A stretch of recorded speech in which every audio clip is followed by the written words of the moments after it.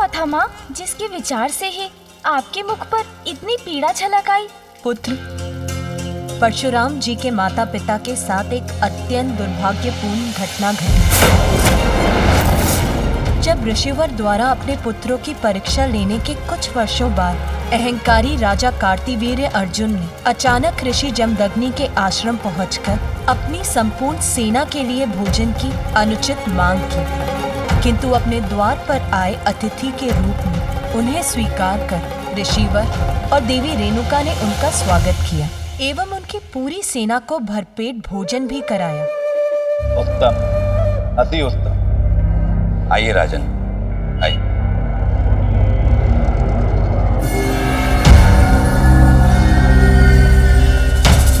दरिद्र ऋषि, हम आश्चर्यचकित हैं कि आपके इस आश्रम के दरिद्रता के इस सागर में ऐसी कौन सी अन्न के भंडार की परिपूरी गागर फूट पड़ी जो इतना अनाज उत्पन्न हो गया, जिसने हमारी इस विशाल सेना का पेट भर दिया। राजन, देवी कामधेनु की पुत्री कपिला, इन्हीं की सहायता से हम आपका सत्कार करने में सक्षम हो पाए। उन्हीं की कृपा से हम आपके और आपके सैनिकों के समक्ष यह व्यंजन प्रस्तुत कर पाए।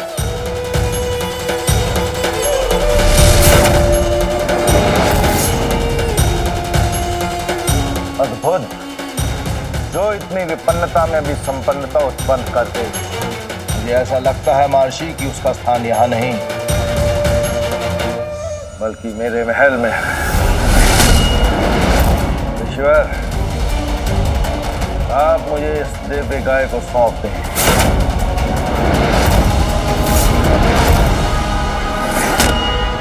नहीं महाराज, ये संभव नहीं। ये अनुरोध नहीं था मेरा ऋषिवर, आदेश था मेरा। आप मेरी प्रजा हो और प्रजा की संपत्ति पर राजा का अधिकार होता है। मेरे मार्ग से हट जाइए ऋषिवर और इस दिव्य गाय को मुझे अपने साथ ले जाने दें। मैं इसे अपने साथ ले जाकर भोग विलास की वस्तुएं प्राप्त करूंगा।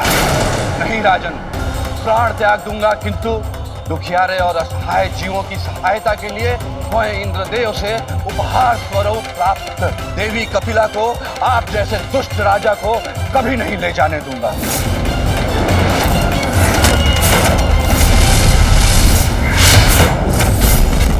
अर्थात मुझे अपने बल का प्रयोग करना ही होगा।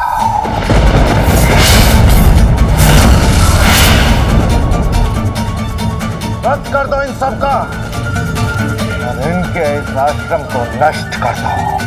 नहीं राजन, नहीं, ऐसा अधर्म ना कीजिए, मत करिए ऐसा अधर्म। रेणुका,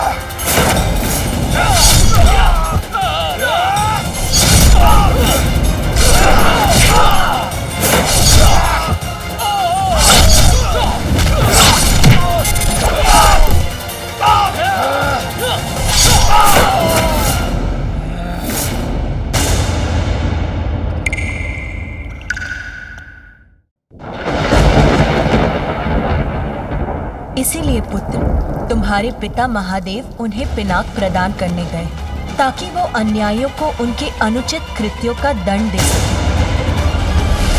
उस निर्दयी अधर्मी ने निखड़क से 21 घाव किए थे मेरे पिता के शरीर पर।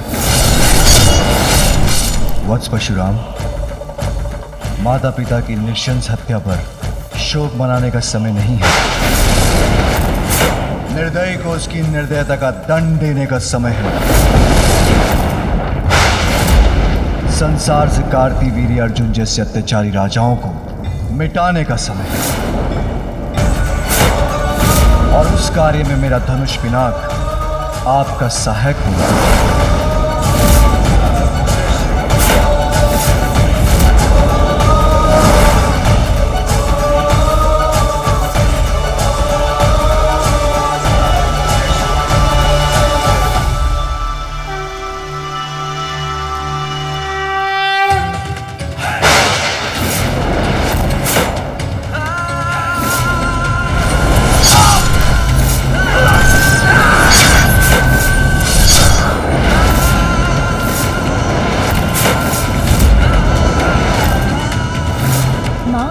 तब परशुराम जी क्या करेंगे?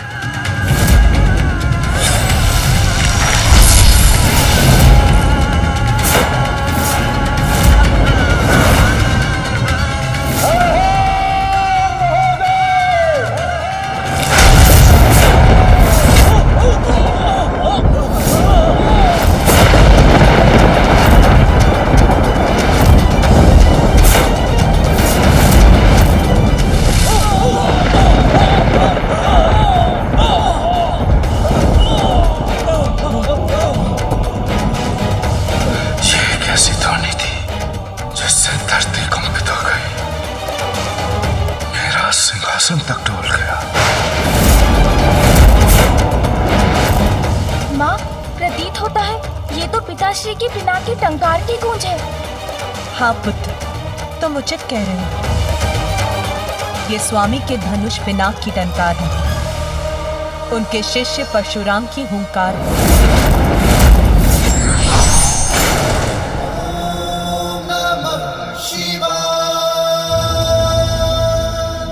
हाँ पुत्र, उन राजाओं के विरुद्ध जो अपनी शक्ति का दुरुपयोग करते हैं, क्योंकि अब धर्म की शक्ति परशुराम का रूप लेकर उन अधर्मी राजाओं का सर्वनाश करेगी।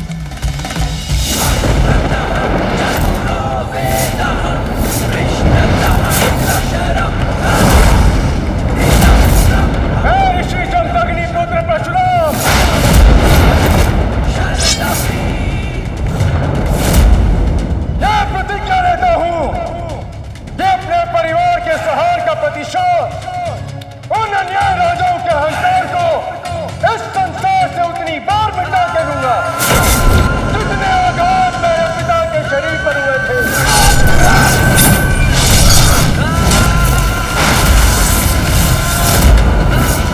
और इस कार्य का प्रारंभ तुम्हारा रथ बहा के करूंगा कार्तिवीर अर्जुन। आक्रमण के लिए तैयार हो जाओ सैनिकों, और मुख्य द्वार को खोलना मत। तुम्हारे द्वार पर तुम्हारा काल तुम्हारी प्रतीक्षा कर रहा है कार्तिवीर अर्जुन।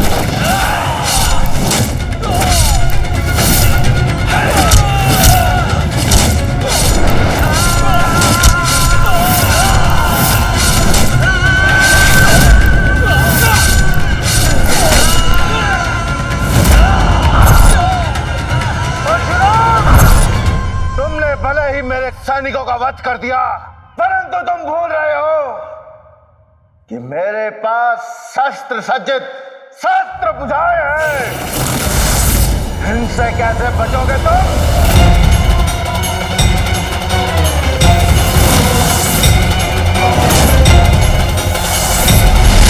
हमारी सहस्त्र भुजाएं भी तुम्हारी सेना के समान शीघ्र ही तुम्हारा साथ छोड़ देंगी कार्तिक वीर अर्जुन।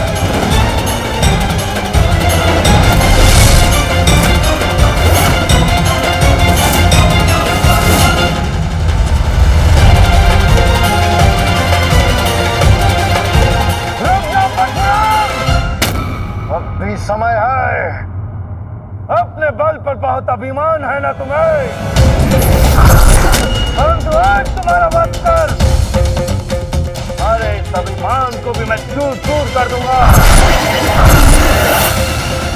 परशुराम, जिस प्रकार आघात से मैंने तुम्हारे पिता का वध किया था, आज उसी तरह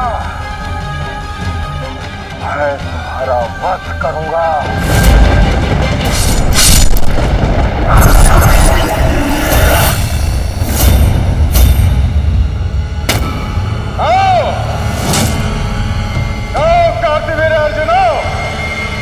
मुझे अपनी सहस्त्र भुजाओं का बल। हमारे इन सहस्त्र भुजाओं को भी मैं उसी प्रकार से शत विशत कर दूंगा कार्तिवीर, जिस प्रकार तुम्हारे योद्धाओं का किया।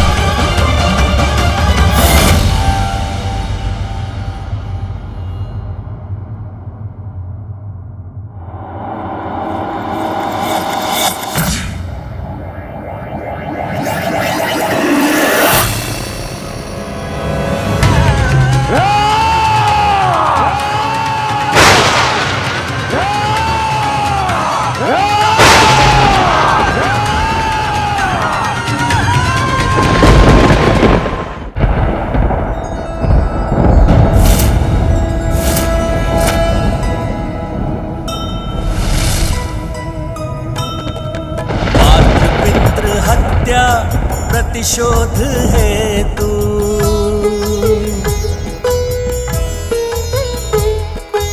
अन्यायी नृप अंत करे प्रभु परशु।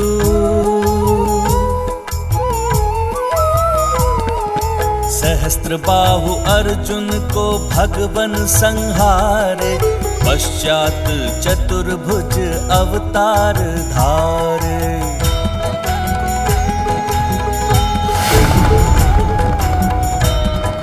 अहंकार का घड़ा जब भर जाता है तो वो अहंकारी का विनाश बनकर छलकता है। कदाचित परशुराम जी द्वारा कार्तिवीर्य अर्जुन के सर्वनाश के साथ संसार में दुष्टों का संहार प्रारंभ हो गया है, किंतु इसके साथ ही परशुराम जी द्वारा उन सभी को न्याय भी मिलेगा जिनके साथ अनुचित और अन्याय हुआ है।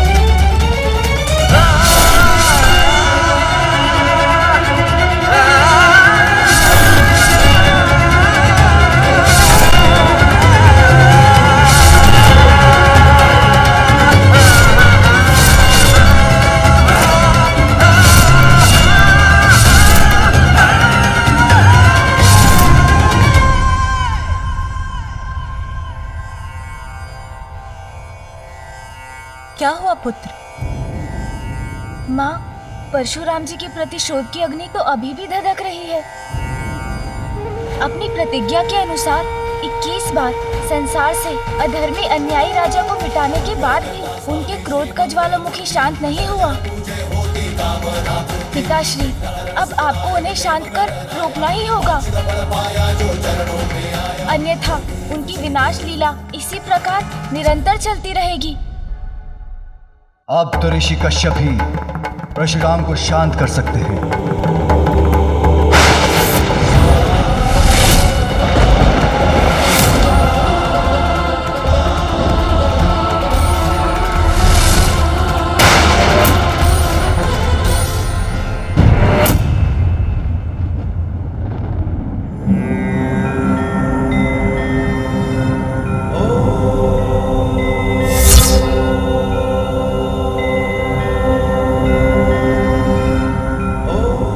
कश्यप प्रणाम। आपके शुभ दर्शन कल्याणकारी हैं, किंतु इस समय मैं जिस वचन और प्रतिज्ञा से विरुद्ध हूं वो मुझे कहीं रुकने नहीं दे रहा। रुको परशुराम, प्रतीत होता है आप अपने पिता ऋषि जमदग्नि की स्मृति भुला चुके हैं और कदाचित आप ये भी भूल चुके हैं कि आप एक ऋषि पुत्र हैं। दोषी को दंड दे चुके हैं और अपना वचन भी पूर्ण कर चुके हैं।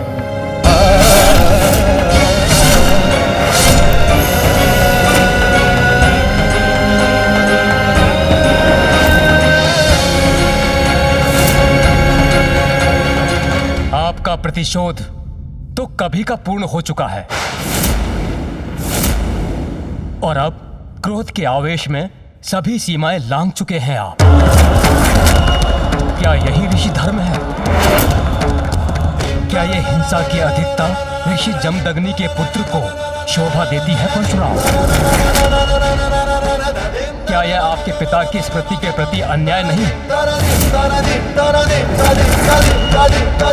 जो कोई अन्यायी राजा नहीं, स्वयं उनके पुत्र कर रहे हैं। जैसे इस भारी युद्ध का अंत किया आपने, उसी प्रकार अपने भीतर चल रहे युद्ध को भी शांत कीजिए परशुराम जी।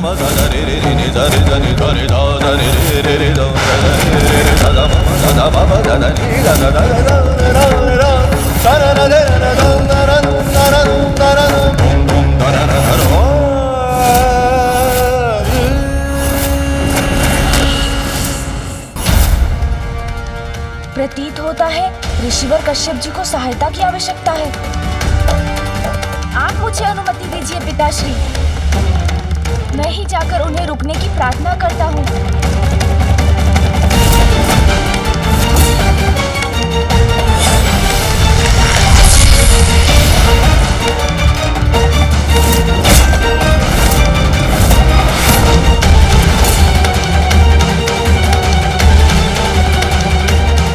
परशुराम का गणेश पर प्रहार, ये कैसा संकट है?